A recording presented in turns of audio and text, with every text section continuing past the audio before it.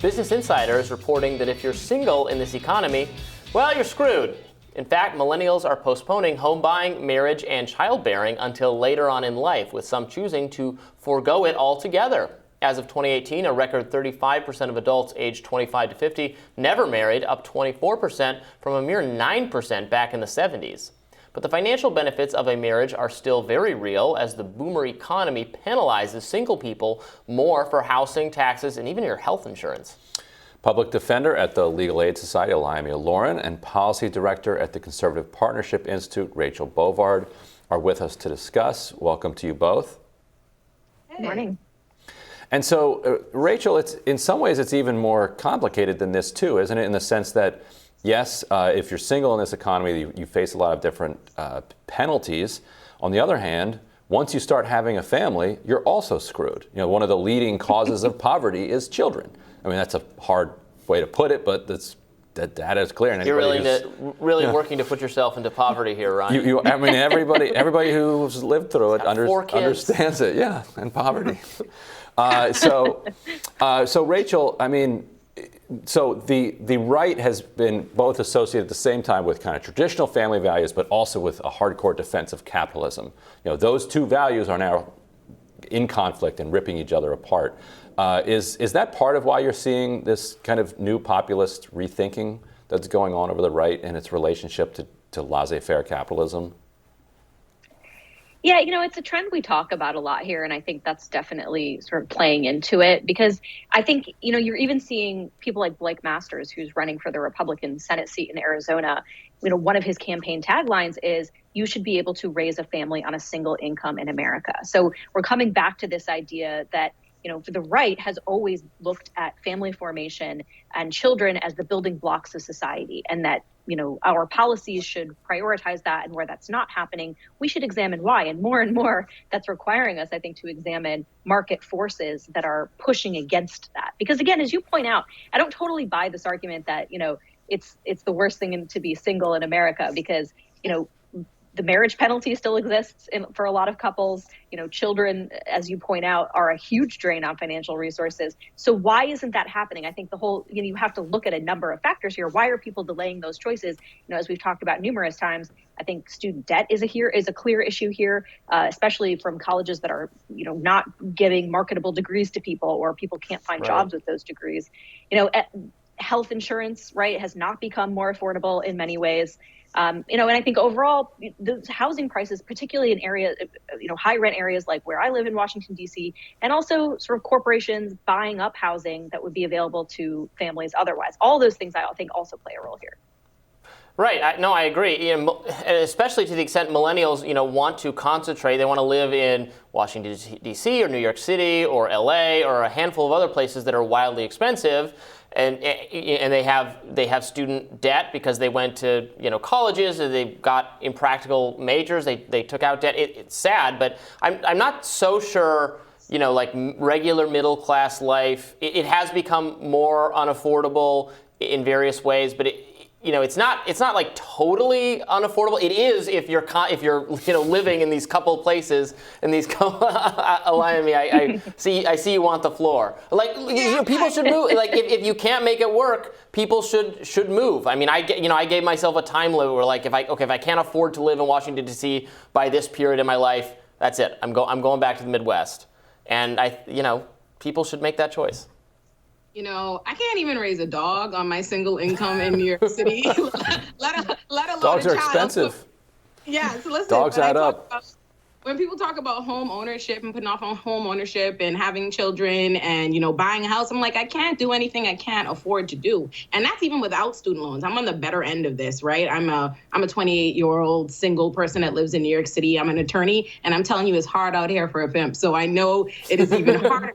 It is much harder if you have student loans or you have anything else. Yes, there's something to places like the Midwest are cheaper. That's true. I moved from Ohio to New York City for law school. But it's very much so hard across the board. And I think we have to talk about what are the costs of housing. I have a friend, he's a prosecutor. He saves every dollar. He has all that money and he wants to buy a house and he still can't buy a house. He lives at home and he lives in New Jersey. So I think we got to talk about what these costs are. And you're right. I do think there are economic incentives to being married, but I also agree that being married doesn't protect you, right? Because people will say when I file for taxes, which are astronomical and they hurt my heart every day, when you file for taxes, people talk about, you can have children as a dependency, you get this money off. But then I say you have to raise the child. Like the child, the reason they're getting the money off is because children are in fact incredibly expensive. So I actually don't know what the answers are, but I do know for a fact that it is very much so hard. And a lot of what you're saying, I do think there has been a social consciousness shift.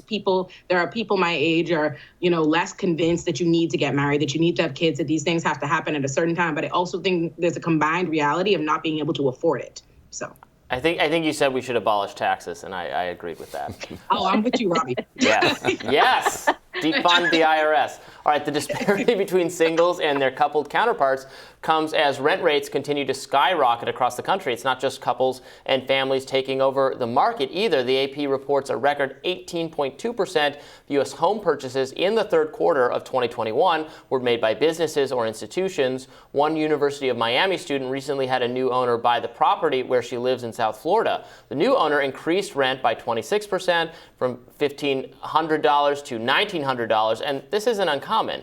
According to a Realtor.com analysis of properties with 2 or fewer bedrooms, the 50 largest U.S. metro areas, median rent rose 19.3% from December 2020 to December 2021.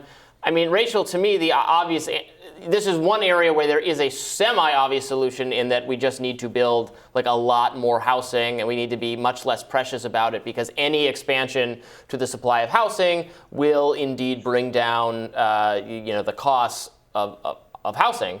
But there are all these, and they're not capitalistic forces. I mean, maybe to some extent in some ways they are, but predominantly they're actual government-imposed restrictions on where and when and how and why you can build. Yeah, this was a big debate actually in the Trump era, when I think he tried to rescind a rule that sort of would place more restrictions on what could be built where. And I think to some extent I agree with you, right? You have a supply problem, and that's driving up housing prices, especially in high demand areas like Florida right now. But you also have people that don't want to live on top of each other. And if you look at poll after poll, especially in people that are leaving cities, and this is true across the sort of racial and demographic spectrum, they don't want to live in pods, essentially. They don't want to live on top of each other. They want actually single family homes. And that seems to be the most scarce resources. And to your point, there are some zoning laws, obviously, that affect this. But I think a lot of people are concerned that the zoning laws are too restrictive, right? They don't allow this sort of multifamily dwellings, that would create more supply. So communities are sort of making these decisions on their own to some extent, saying, well, you can build here, you can't build here. And I think where that has to be examined, I think it should be. But I think more broadly, I'm very suspicious of this trend of investment companies coming in and purchasing single family homes. I don't, for whatever reason, I think BlackRock bought up, tons of these for speculative purposes, literally just for speculative purposes in the housing market. That to me, there's a problem there, because, it's one thing when demand is pushed by families themselves. It's another when you have these corporations totally distorting the market for their own financial gain. That's not helping families at all. Yeah, and I'm happy to agree with Rachel on that one. And that would be something we could easily handle. We could say investment funds cannot buy more than 10 houses, or whatever you want to say. Like you could pass a law that says single family homes are for single families, and end of story. And that would at least bring some of that down. But Alayemi, I'm curious, kind of in your social circle, among people who are doing well professionally, yet are still struggling so hard, which made up a significant chunk of, say, Bernie Sanders' base in 2015, 2016, and then again in 2020. What are the political implications for people that don't see a future despite having done so well in this kind of meritocratic economy that we've set up? I think there's a reason why you see a lot of radicalization amongst people in my age base, and you see people going more towards the left side of the political spectrum and really being anti both parties. And I think a lot of it has to do with what are the living realities.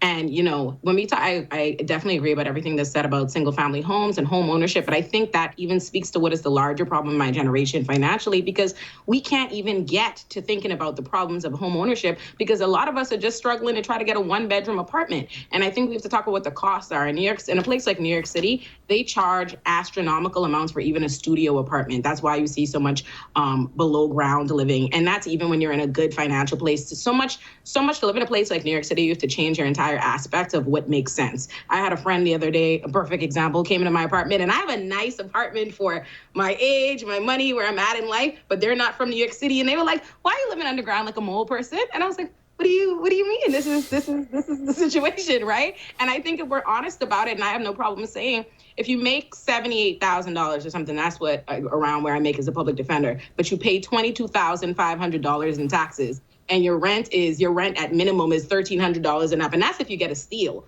Where is the money going to be for saving, paying bills, or to move somewhere? And let's not forget, to move somewhere in New York City, you need about 3 months rent, and the rent is going to be at least $1,600, $1,700 if you're looking at a studio bedroom, a studio. And I do mean a studio is a closet in New York City. That's how much you're looking at paying, and you need 3 months time to rent. You need a guarantor. There are a lot of things that are at play that make it inaccessible for people to be able to have a life, have a home, and not forget all the restrictions on having children in this particular home, having pets, having this. So, and I don't think it's a lack of housing that's available. New York City has housing. It just has insane prices and lack of access to it. Yeah. Couldn't pay me to live in New York, actually. I just don't like it there very much. You don't love New York City? The whole thing is just not sustainable. This is just not sustainable. You pay for the ability to say you live in New York. That's what it is. Yeah, that's the premium. Well, I think that's right. Once you live in New York, you feel like you're missing out if you leave. That's what it is. You pay for the hype of saying FOMO. You pay to not feel FOMO. Well, exactly it, Robbie. Well, if that's why millennials can't buy houses, it's hard to be sympathetic. No, they got to make the prices better, Robbie.